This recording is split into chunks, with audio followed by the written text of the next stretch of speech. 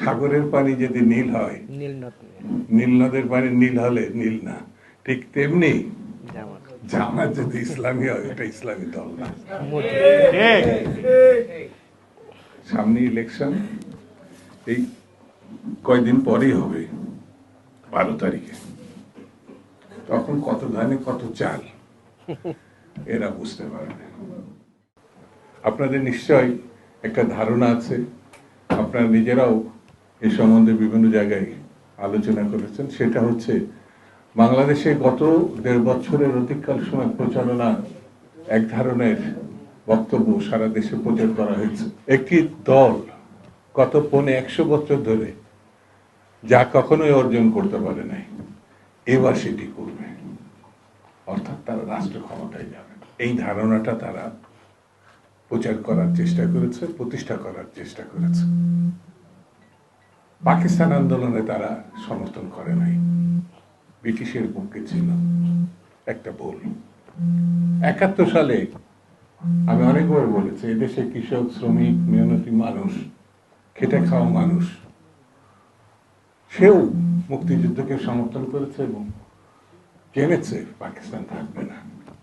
একটা দল এই বিপরীত স্রোতে গিয়ে পাকিস্তান রক্ষা করার জন্য অস্ত্র হাতে তুলে রাজাকার আল বদর বাহিনী বানিয়েছিল, প্রশিক্ষণ দিয়েছে। এটা আপনারা সবাই জানেন। 24 সালে এই গণঅভ্যুত্থান হয়েছে 5ই আগস্ট। সেই 24 সালে প্রথম এই দলটি আওয়ামী লীগকে মাফ করে দিয়েছে 24 ঘন্টার মধ্যে।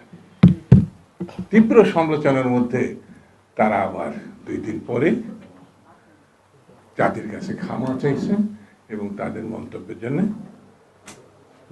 দুঃখ প্রকাশ করেছে। এই দল প্রচার করেছিল যে তারা ক্ষমতায় আসছে উদ্দেশ্যপূর্ণ নিয়ে।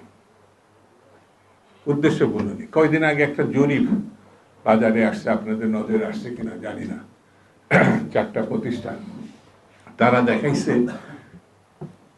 বিএনপি এবং ওই দলটির সঙ্গে একেবারে 1-8% কম না, মানে তীব্র প্রতিদ্বন্দ্বিতা হবে। আপনাদের নজর আসছে কিনা জানি না। এটাও একটা ধারণা দেওয়ার চেষ্টা যে তারা একেবারে বিএনপির ছুঁই অবস্থা। কেন? তারা আন্দোলন করেছে, কেন তারা রাস্তায় ছিল, কেন তারা মানুষের পক্ষে ছিল। এই কারণে তাদের 3% ভোট 40% গেছে। কত পার্সেন্ট হলো? 3% থেকে 40-এ, হ্যাঁ, তার মানে 3টা সিট 40টা সিট হবে, ঠিক না? ঠিক তো?